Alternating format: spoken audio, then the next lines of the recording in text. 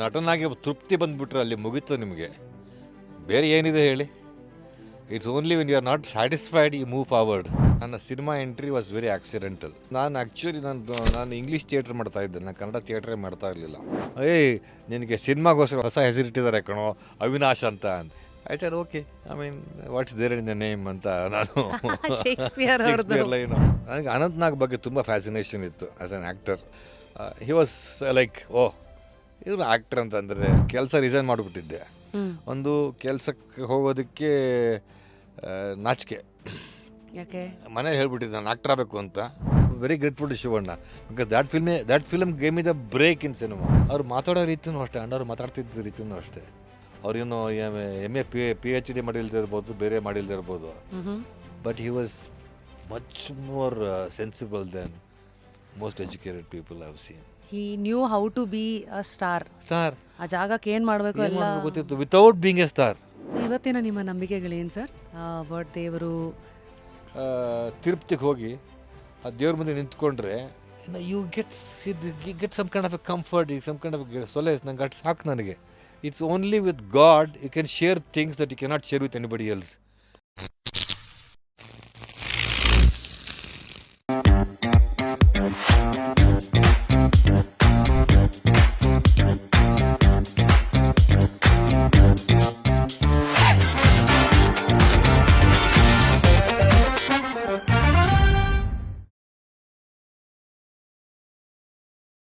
Today on Just Curious it is one and only Avinash sir. ಯಾಕೆಂದರೆ one and ಓನ್ಲಿನೇ.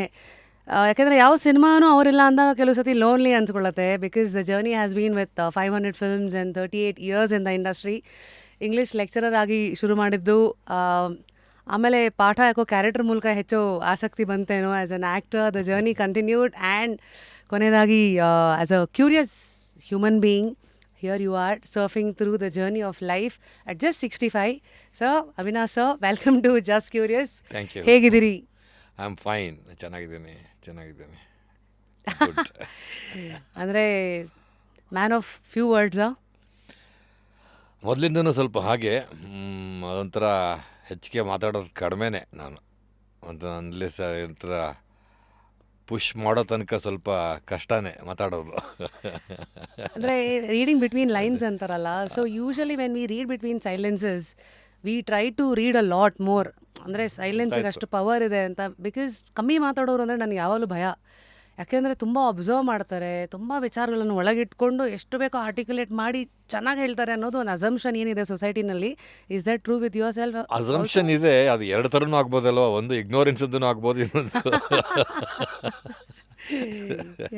But in your case very curious to explore. I mean ನನಗೆ ಗೊತ್ತು it is gonna be it's not ignorance for sure.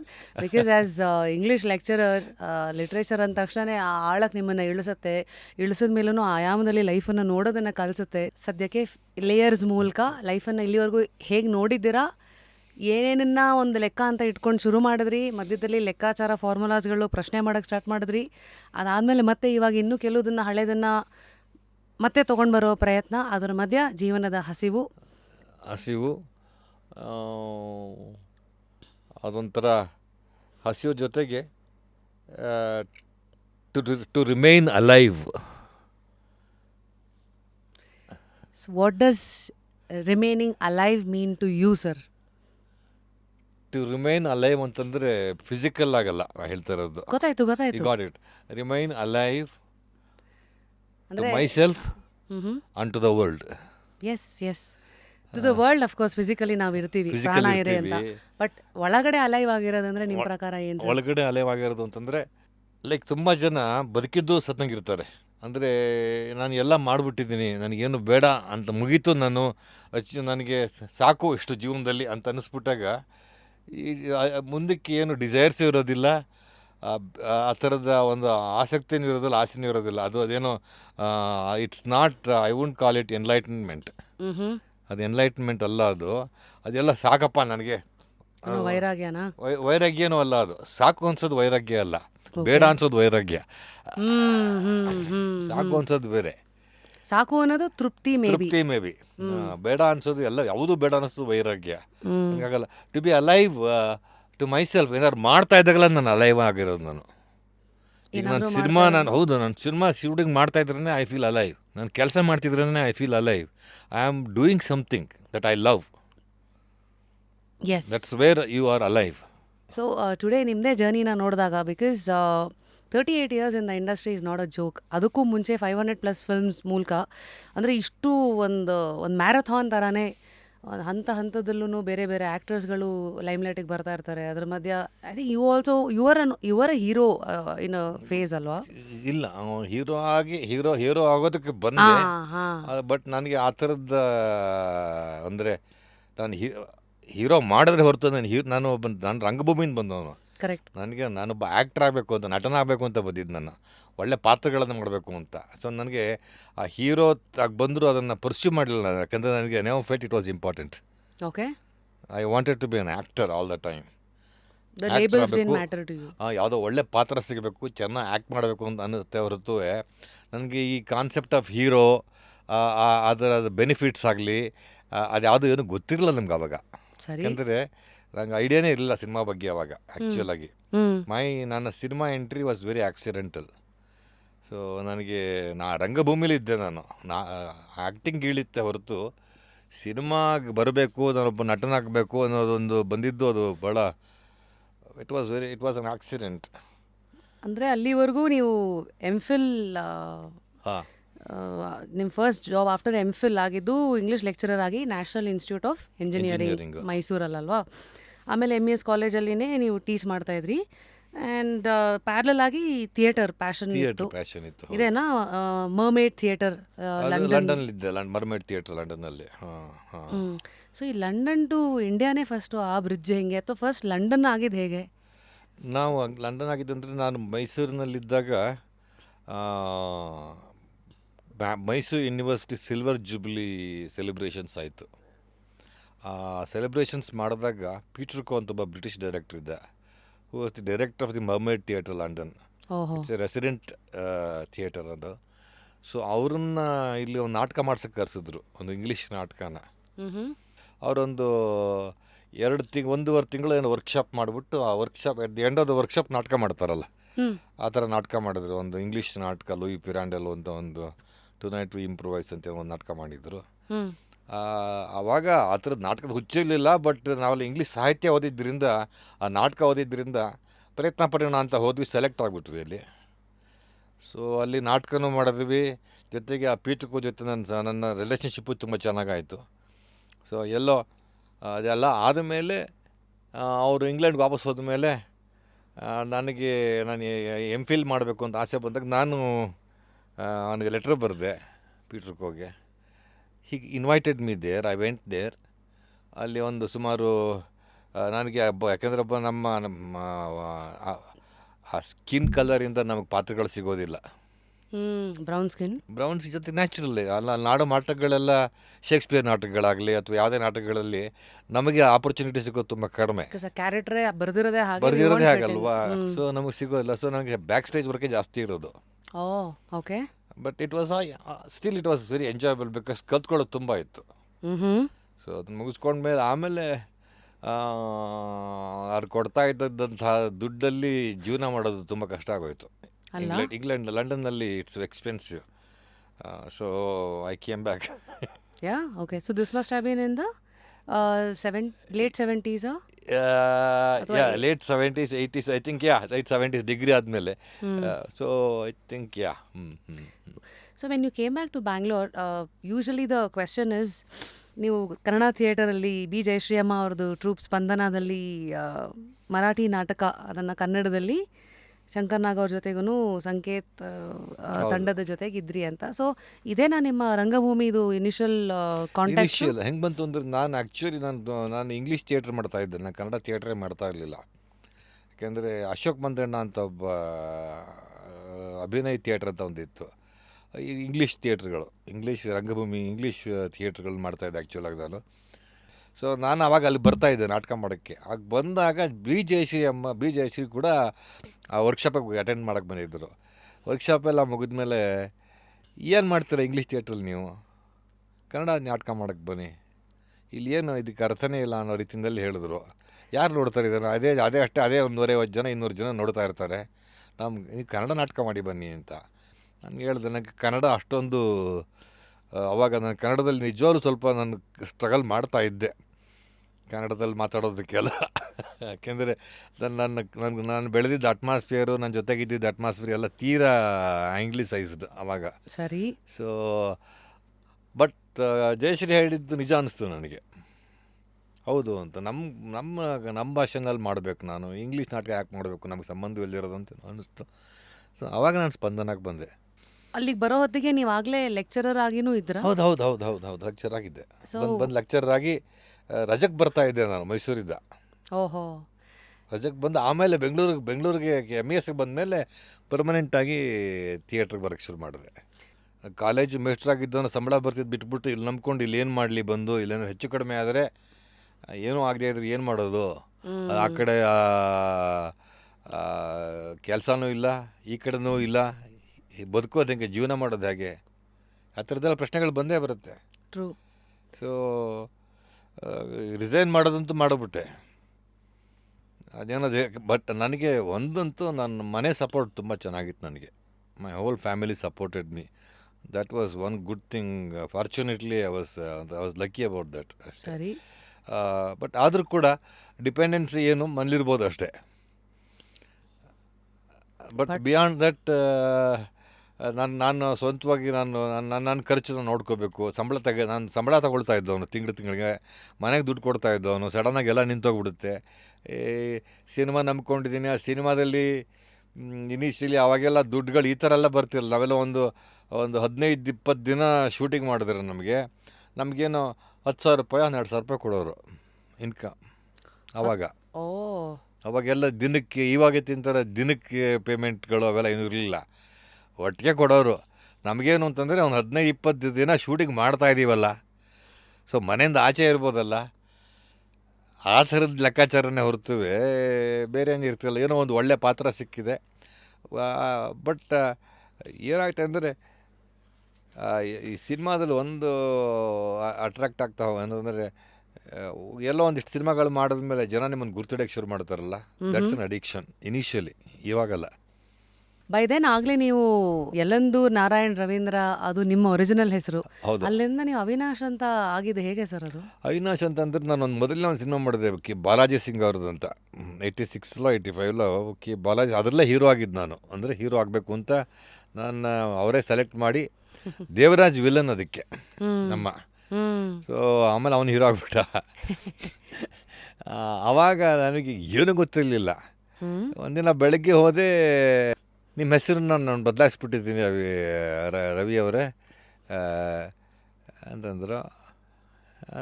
ನನಗೆ ಅರ್ಥನೇ ಆಗಲಿಲ್ಲ. ಆಮೇಲೆ ನಮ್ಮ ಜೊತೆ ಸುಂದರರಾಜ್ ಇದೆ, ಆ್ಯಕ್ಟ್ರ್ ಸುಂದರರಾಜ್.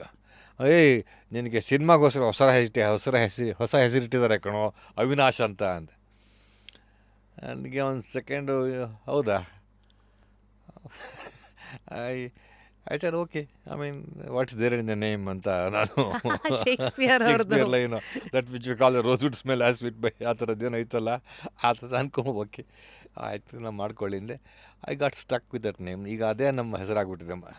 ಎಕ್ಸೆಪ್ಟ್ ಮನೆಯವ್ರಿಗೆ, ನನ್ನ ಹಳೆ ಸ್ನೇಹಿತರಿಗೆ ಬಿಟ್ಟರೆ ಎಲ್ಲರಿಗೂ ಅವಿನಾಶ್ ತಾನೆ ಈಗ. ಇವತ್ತಿನ ಲೆಕ್ಕಾಚಾರಗಳು ಏನಿತ್ತು? ಅಯ್ಯೋ ಏಬಲ್ ಟು ಅಂಡರ್ಸ್ಟ್ಯಾಂಡ್, ಓಕೆ ಅವತ್ತು ಸಿನಿಮಾ ರಂಗ ಹೀಗಿದೆ, ಇದರಿಂದ I have to make a life out of it, ಒಂದು ಸಿನಿಮಾಯಿಂದ ಇನ್ನೊಂದು ಸಿನಿಮಾಗೆ ಏನೋ ಆಗಬೇಕು ಅಂತ, ಈ ಥರ ಲೀನಿಯರ್ ಅಪ್ರೋಚು ಇದೆಲ್ಲ ಅರ್ಥ ಆಗ್ತಿತ್ತಾ ಅಥವಾ ಏನಾರು ಇತ್ತಾ? ನಾನು ಶಂಕರ್ನಾಗ್ನ ಮೀಟ್ ಮಾಡಿದ್ದು ನಾಟಕದಲ್ಲೇ, ಸಿನಿಮಾದಲ್ಲಿ ಮೀಟ ಮಾಡಲಿಲ್ಲ ನಾನು. ಶಂಕರ್ನಾಗ್ ಅವರು ನಮ್ಮ ಸ್ಪಂದನಾಗೆ ನಾಟಕ ಮಾಡೋಕ್ಕೆ ಬಂದರು. ಶಂಕರ್ನಾಗ್ ಅವರು, ಅನಂತ್ನಾಗ್ ಅವರು, ಅರುಂಧತಿಯವರು. ಸ್ಪಂದನಾಗ ಒಂದು ನಾಟಕ ಮಾಡ್ತಾರೆ ಬ್ಯಾರಿಸ್ಟರ್ ಅಂತ. ನನಗೆ ಅನಂತ್ನಾಗ್ ಬಗ್ಗೆ ತುಂಬ ಫ್ಯಾಸಿನೇಷನ್ ಇತ್ತು as an actor. Because always ಒಂಥರ ನಮಗೆಲ್ಲ ಹಿ ವಾಸ್ ಲೈಕ್, ಇವರು ಆ್ಯಕ್ಟರ್ ಅಂದರೆ realistic acting.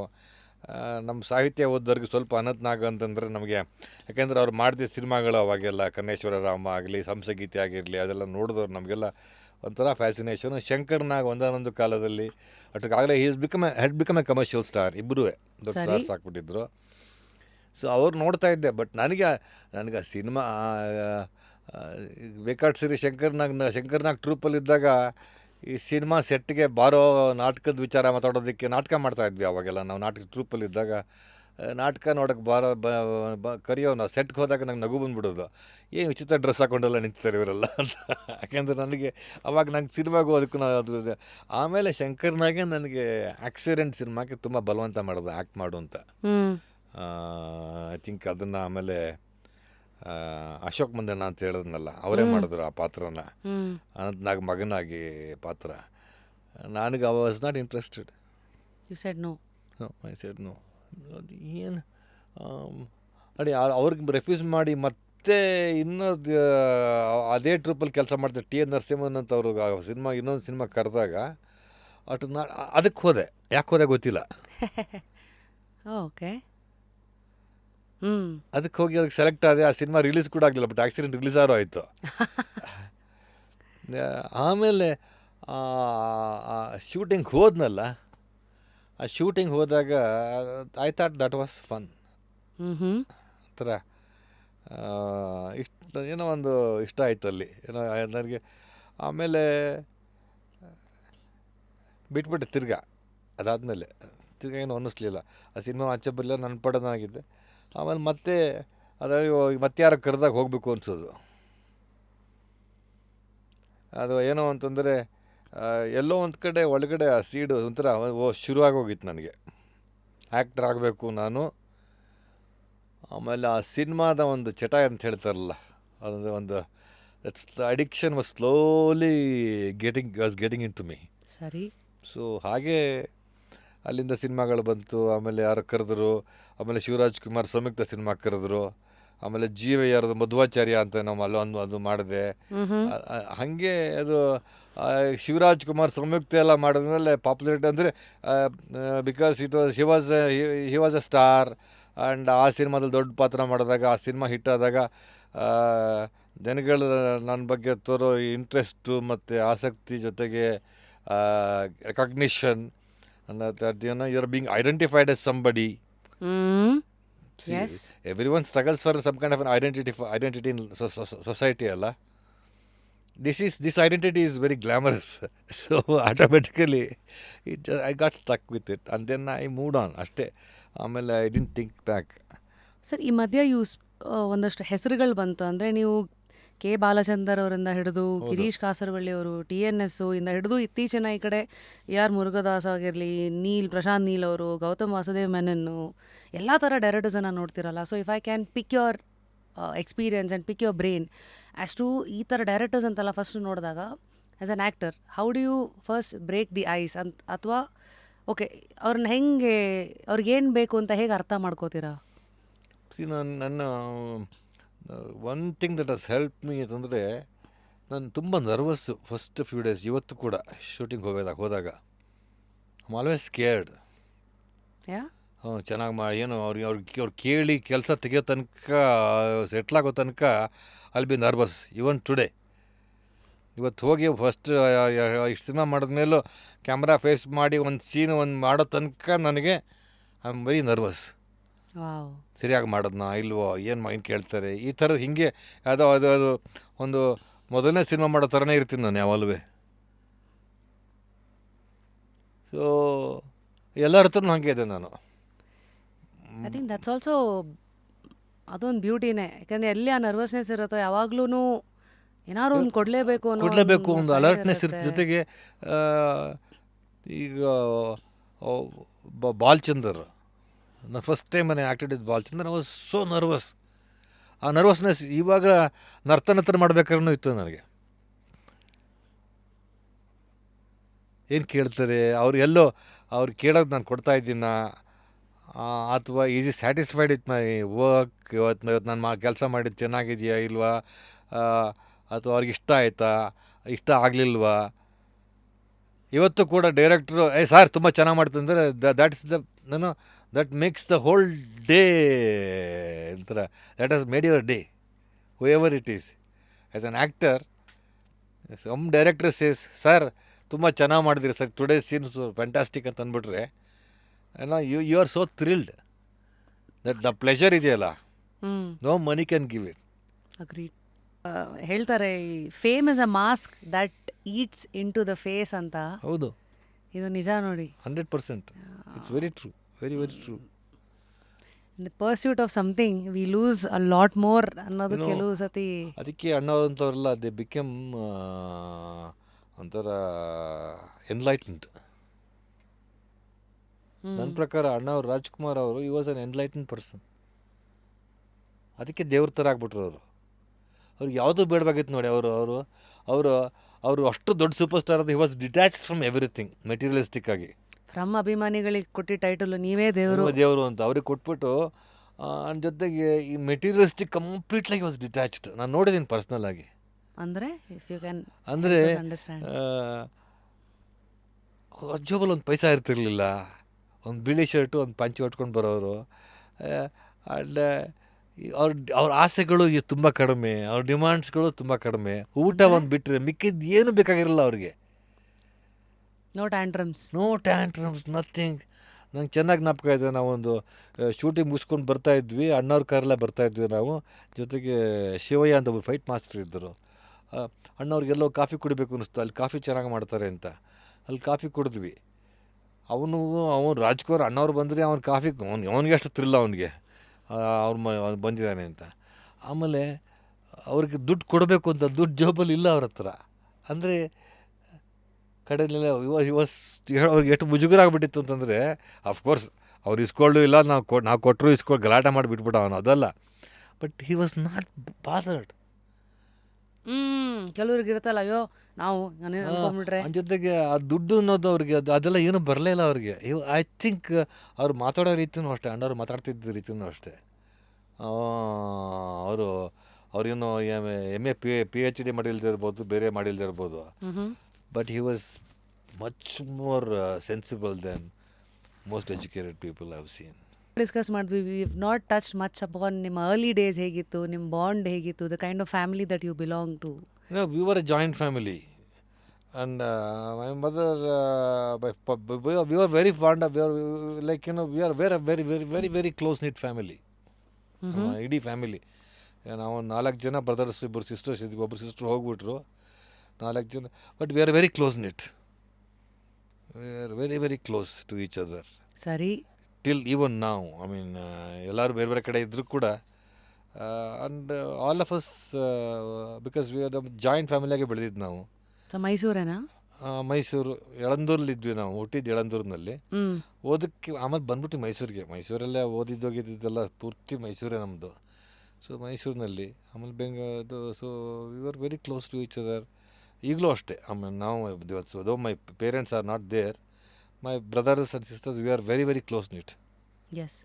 So early days ಅಂತ ಬಂದಾಗ ನೀವಿದ್ದಿದ್ದು ಫ್ಯಾಮಿಲಿ, ಕಂಫರ್ಟ್ ಅಂತ, ಮತ್ತು ಮನಿ ಅಂತ ಬಂದಾಗ, you all from a very very low middle class family. ದುಡ್ಡು ಅನ್ನೋದೇ ಇರಲಿಲ್ಲ ನಮ್ಮ ಹತ್ರ. ಬಟ್ ಅಂದರೆ my father was an advocate ಥರ ಇದ್ದರು. ಅಡ್ವೊಕೇಟ್ ಕೆಲಸ ಬಿಟ್ಬಿಟ್ಟು ಅವರು ಲ್ಯಾಂಡ್ ಇತ್ತು ತುಂಬ ನಮ್ಮೂರಿನಲ್ಲಿ, ಅಲ್ಲಿ ನೋಡ್ಕೊಳಕ್ಕೆ ಬಂದರು. ಬಟ್ ಲ್ಯಾಂಡ್ ಏನಂತಂದರೆ, ಮಳೆಗಿಳೆ ಬಂದು ಬೆಳೆ ಬಂದರೆ ನಾವು ವಿ ಆರ್ ವೆಲ್ ಆಫ್, ಇಲ್ಲ ಅಂತಂದರೆ ವಿ ಆರ್ ಬ್ಯಾಂಕ್ರಪ್ಟ್ ಆ ಥರ.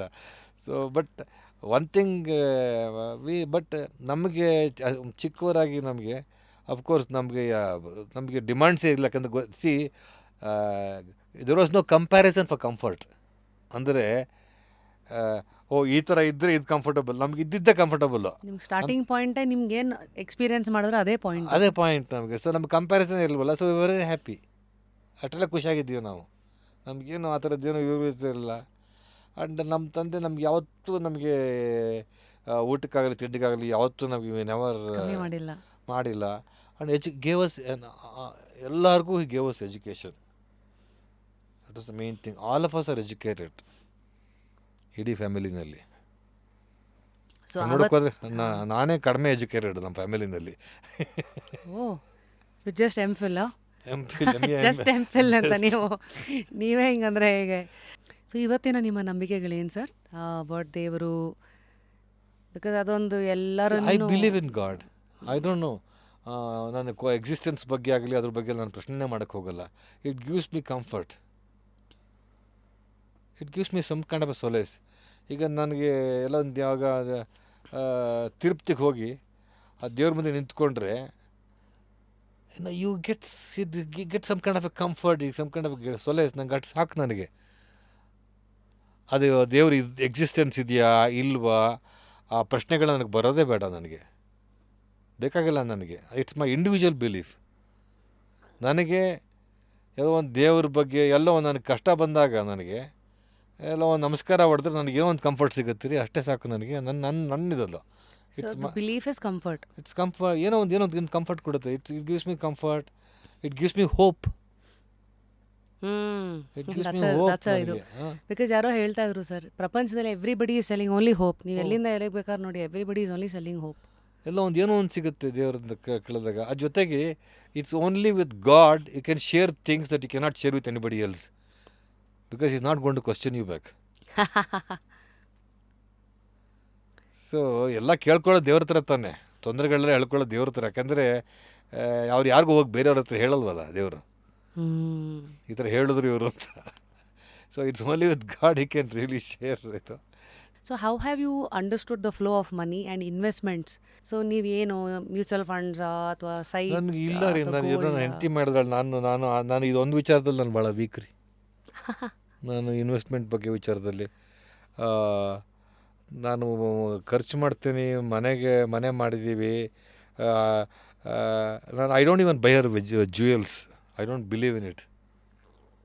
ನಾನು ಒಡವೆ ತೆಕ್ಕೊಟ್ಟೆ ಇಲ್ಲ ಅವಳಿಗೆ ಇಲ್ಲಿ ತನಕ. ಒಂದು ಮತ್ತೆ ಎಲ್ಲ ಅವಳೇ ತಗೋತಾಳೆ ಅವಳ ದುಡ್ಡಲ್ಲಿ. ನಾನು ಅವಳಿಗೆ I bought her Louis Vuitton bag ಈ ಥರ ಮಾಡ್ತಿರ್ತೀನಿ ನಾನು. ಅಥವಾ ಐ ಟೇಕ್ ಯು ಟು ಇಂಗ್ಲೆಂಡಿನ ಇದು ಇಂಗ್ಲೆಂಡ್ ಕರ್ಕೊಂಡು ಹೋಗ್ತೀನಿ. I take her to Europe. I believe in that. Experiences ನನಗೆ ತೀರಾ ನಾನು ಇನ್ನೂ maybe I am wrong, but ನಾನು ಇನ್ವೆಸ್ಟ್ಮೆಂಟ್ ಈ ವಿಚಾರದಲ್ಲಿ ತುಂಬ weak. Thank you sir. And it was amazing catching up with ಇಲ್ಲಿವರೆಗೂ ಹೇಗೆ ಲೈಫನ್ನು ನೋಡಿದ್ದೀರಾ, ನಿಮ್ಮ ಲರ್ನಿಂಗ್ಸ್ ಏನು, ನಿಮ್ಮ ಕುತೂಹಲಗಳೇನು ಅಂತ. So keep going. May the journey of life take you to all the good roads ahead and enjoy it. Thank you so much. ತುಂಬ ಚೆನ್ನಾಗಿದೆ. ಆ್ಯಕ್ಚುಲಾಗಿ ನಾರ್ಮಲಾಗಿ ನಾವು ಸಿನಿಮಾಗಳು ಇಂಟರ್ವ್ಯೂ ಮಾಡ್ಬೇಕಾದ್ರೆ, ಸರ್ ಯಾವಾಗ ಸಿನಿಮಾ ಶುರು ಮಾಡಿದ್ರಿ, ಯಾವಾಗ ಮುಗಿಸ್ತೀರಿ, ಈ ಥರ ಪ್ರಶ್ನೆಗಳಿರುತ್ತೆ. ಫಾರ್ ಎ ಚೇಂಜ್ ನನಗೆ it was such a pleasure to be with you. It gave us such insights. Thank you so much. I really enjoyed the interview. Pleasure, sir.